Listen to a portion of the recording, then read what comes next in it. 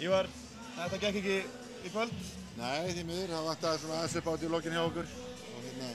þeir fóru að hitta og við gerum mikið af mistökum. Þessi vendipunkturinn er byrjun fjórða leikluta þegar við erum 7 stigum yfir og við missum þriðjstaboltann í röð og í staðinn fyrir að ná jafnlega að bæta við þetta þar sem við vorum með stemminguna með okkur þarna þá ná þeir upp trúnni hjá sér og fara að hitta og við, eins og segi, töpum bara boltanum of mikið í byrjun fjórða leikluta og ég held að það sé vendipunkturinn í þessu leik. Já. Páll Axel kemur inn á í fjórða leikluta og hann í raun bara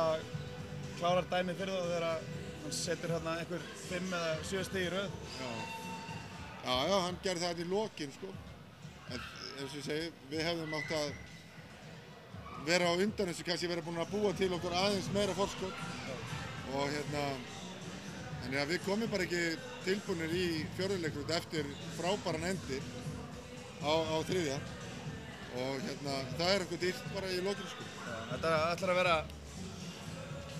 Grindavík ætlar að vera erfiður ljár í þúfu að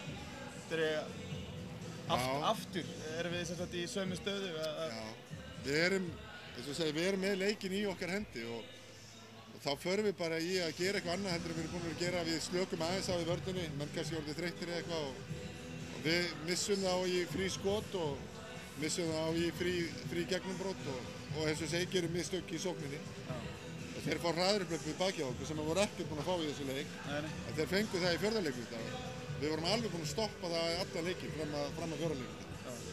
og það er bara munurinn. En þetta er enga síður frábær árangur hjá liðinu, Haukaliðinu nýlegar í deildinni og það er náttúrulega frábært bara að vera hundfúll að tapa í undanúrslitum á móti Grindavík og það lýsir metnaði hjá liðinu og sem er gott og við þurfum bara að byggja á því og auðvitað eru bara menn hundfúlir og nú er bara að rífa sig upp og hugsa um deildina og auðvitað er fyrir okkur þannig sé mikilvægt að vera í að standa sem verður þar heldur en kannski bikarnum í Augnablikinu því við þurfum að tryggja okkur sem úrvalsdeildarlið, við erum búin að vera niðri þetta í 3 ár og við þurfum að koma upp og sýna það að við séum úrvalsdeildarlið og þetta er kannski fyrsta skrefi hjá okkur í ár og við lærum af þessu. Já, akkurat. Herri, bara takk fyrir spjallið. Takk fyrir sömuleiðis. Gangi ykkur vel.